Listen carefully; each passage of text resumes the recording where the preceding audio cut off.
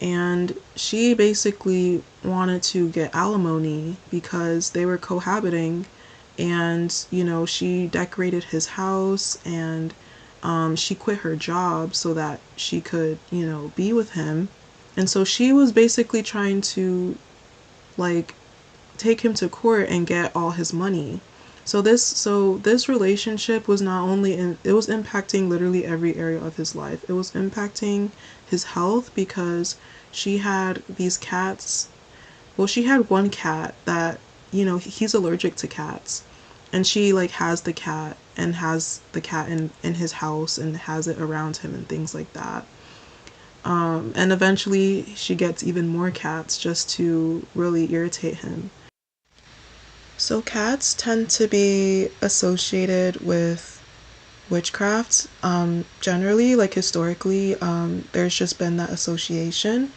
And in this movie, she had the cat and he was allergic to it, and it made it hard for him to breathe, and it made him also break out in hives.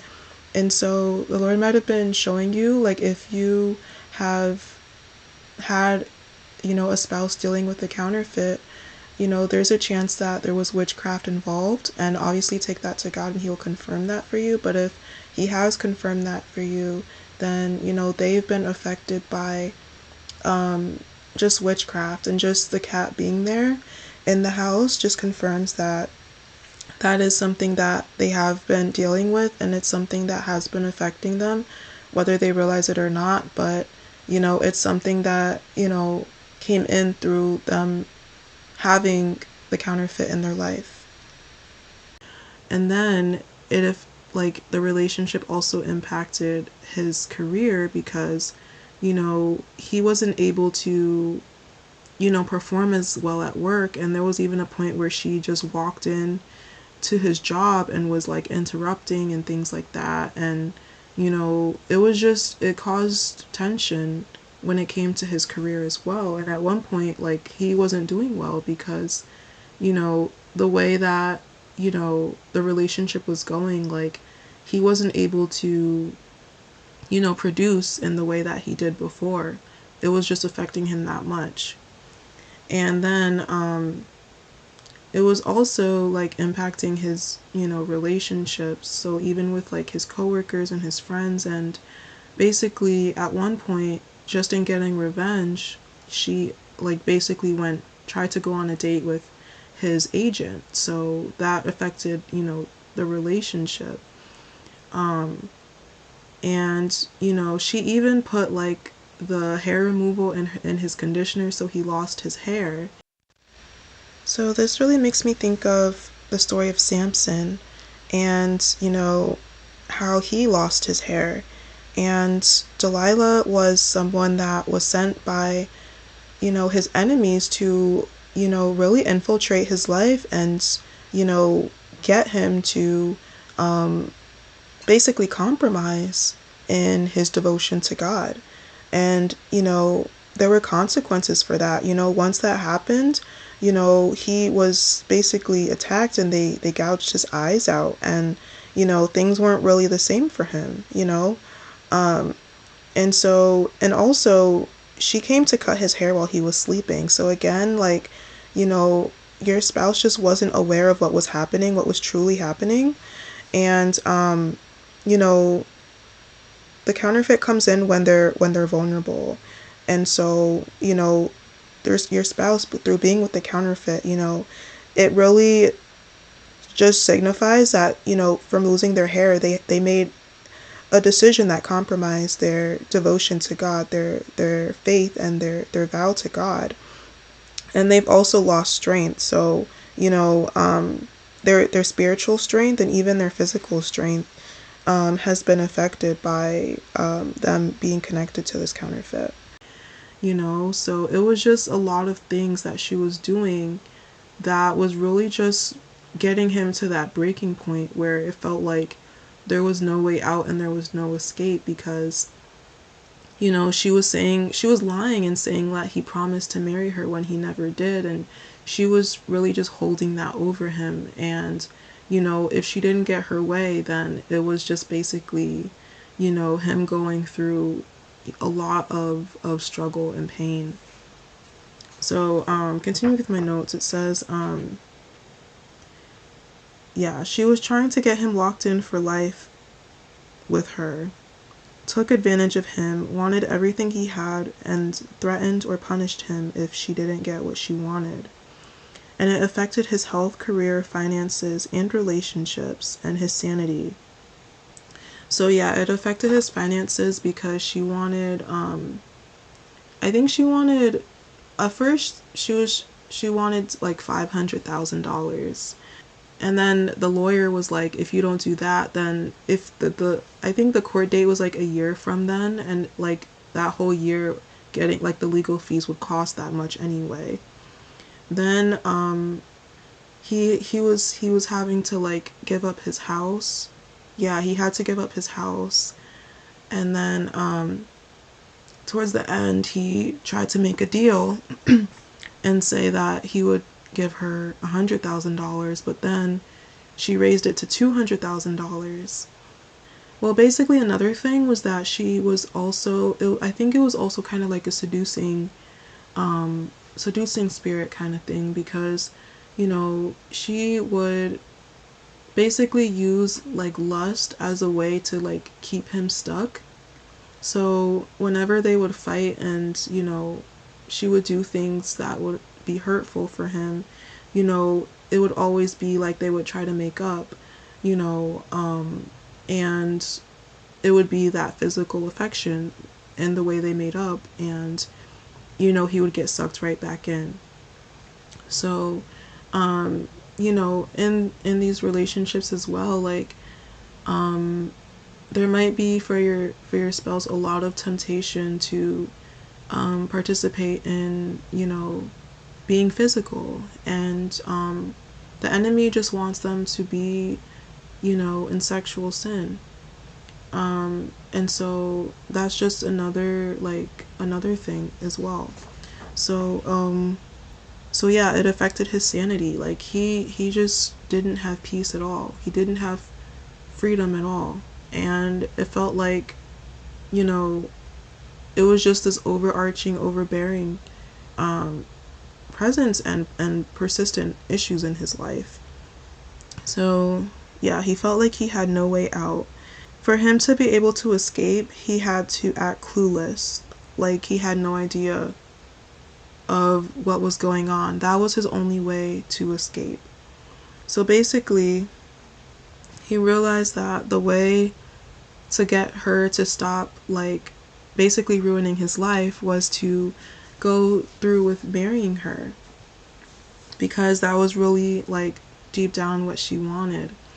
And so he finally proposes to her and gives her the exact ring that she asked for. And he says, let's just get married. And she had even said like she wanted the wedding to be a certain way, but he convinced her like, let's just go to LA and get it done. It wasn't LA, it was actually Las Vegas that they were going to. And then we can, have like, the wedding and stuff that you want later, and like tell family and friends. So that's how like it went back to how the beginning of the story, they were on the airplane. So they were on the airplane on their way to get married. So basically at the altar, she says I do, and he's not able to say I do. He says I don't. And he gets security because he decided like to propose to her and things like that. She ended up agreeing to dismiss the lawsuit or whatever she was trying to do in court against him. And she also dismissed, the process of her having possession of his home. So basically he got his house back. He basically sold it to someone that he knew, but she didn't know that he knew who it was. So I think it was his dentist. And he basically got back his house. And then he also like didn't have to, he wasn't under that financial burden anymore, because she dismissed it because she thought they were going to get married, because he had said, like, I want to go through with this and I don't need a prenup or anything. Like he was going on the pretenses of like, everything that I have is hers, but he was really like planning to get it all back for himself. So he doesn't go through with marrying her, and he's walking out of the chapel, and she's really like upset. She grabs the gun from the security guard and shoots him, and that was significant too. So yeah, he had to act like he was clueless to be able to escape. Like that's literally how intense and severe the control and manipulation was. Yeah, she lied on him and blamed him for things, didn't appreciate the affection he showed her, and made it seem like she didn't love him. Or it made it seem like he didn't love her. Over time, he started to resent her, but then they would make up and it was the same cycle. She was rushing things a lot, and it made it about herself and what she wanted. She even tried to get revenge by going on a date with one of his friends. Everyone saw how toxic it was, and he had to pretend to go along with marrying her just to get her to relent from attacking him. And even after he ended things, she shot him. So basically, she shot him in his bottom, or like in his behind. And I was in my notes, I was saying that that could represent retaliation from the enemy. Just with that, him making that decision, him saying no, him saying I don't, him walking away, and then him getting shot as he's walking away. So like even in these spouses making the decision to walk away from the counterfeits, like the enemy's mad at that. The enemy doesn't want that at all. So like there might be retaliation from the enemy. He told Larry that he said, so basically this is after he did all of this, and so Larry and his wife are there, and his wife is like, did you know about this? And Larry's like, I had no idea about any of this. And so literally, like, your spouse, like, to even escape, like they couldn't even tell their friends, like their closest friends. Like they had to really, this had to be a like undercover mission to really escape. And also in the movie there was a point where Seth did try to go to Larry as his friend to get help, and after the whole thing happened with like him not being able to stay at his house because she did the restraining order. So basically she was trying to take his house, and with her having this restraining order against him, he couldn't even go into his own house. And even as I'm saying that, that reminds me of the verse about like when the spirit leaves, it looks for an empty home.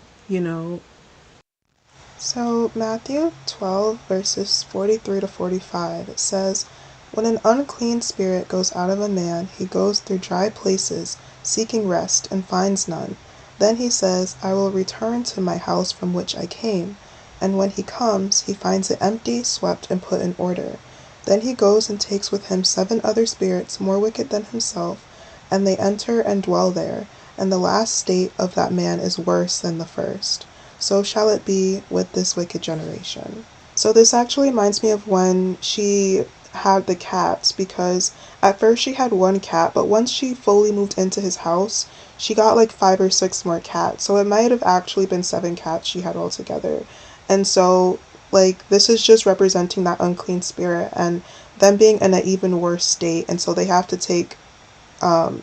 just stand their ground and say no to the counterfeit once and for all.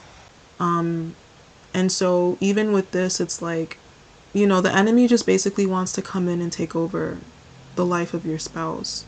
And if they didn't have like the guards up and things like that, then that's really like they basically gave access to the enemy.